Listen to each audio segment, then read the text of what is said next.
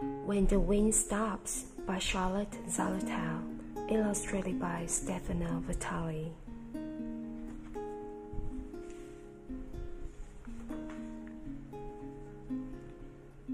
The great bright yellow sun had shone all day, and now the day was coming to an end. The light in the sky changed from blue to pink to a strange dusky purple. The sun sank lower into the long glowing clouds. The little boy was sorry to see the day end.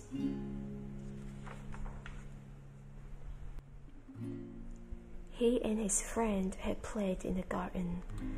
When they were tired of playing, they lay down in the grass and felt the sun on them, warm and soft, like a sleepy cat resting.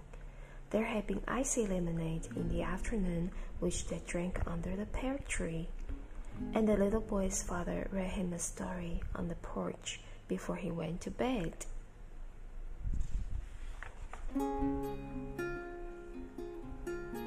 Now his mother came to say goodnight. "Why does the day have to end?" he asked her. "So night can begin," she said. "Look." She pointed out the window where high in the darkening sky, behind the branches of the pear tree, the little boy could see a pale sliver of moon. "That's the night beginning," his mother said, resting her hand on his shoulder. "The night with the moon and stars and darkness for you to dream in."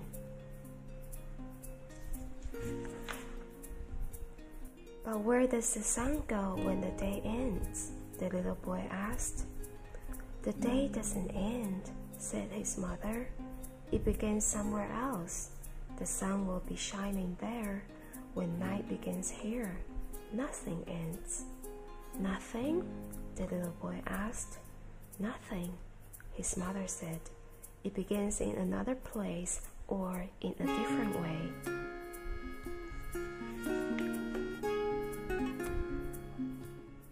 The little boy lay in bed, and his mother sat beside him. "Where does the wind go when it stops?" he asked.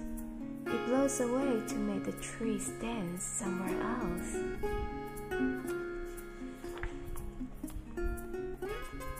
"Where does the dandelion fluff go when it blows away?" "It carries the seed of new dandelions to someone's lawn."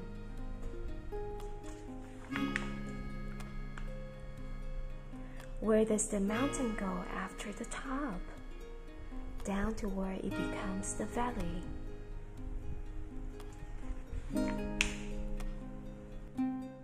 "Where do waves go when they break on the sand?"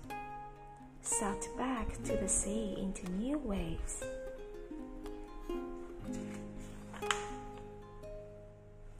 "Where does the rain go when the storm is over?" "Into clouds to make other storms."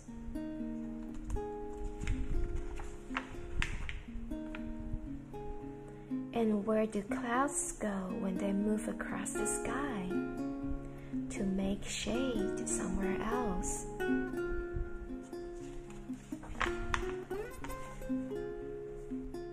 "And the leaves in the forest when they turn color and fall into the ground to become part of new trees with new leaves."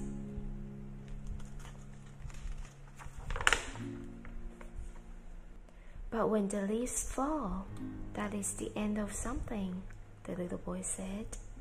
"It is the end of autumn." "Yes," his mother said, "the end of autumn is when the winter begins."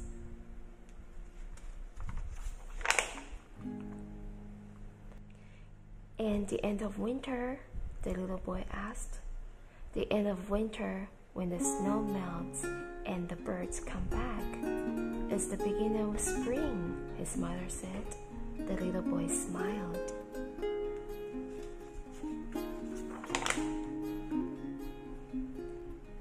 "It really does go on and on," he said. "Nothing ends." He looked out at the sky. The sun was gone completely. The lovely pink clouds had disappeared. The sky was dark and purple-black. High above the branches of the pear tree shone clearly now a thin new moon.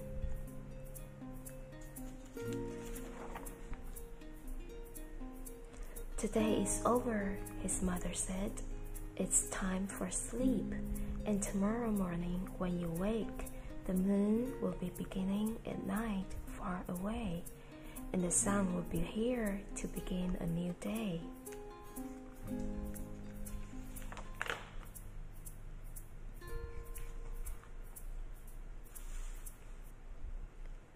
The end.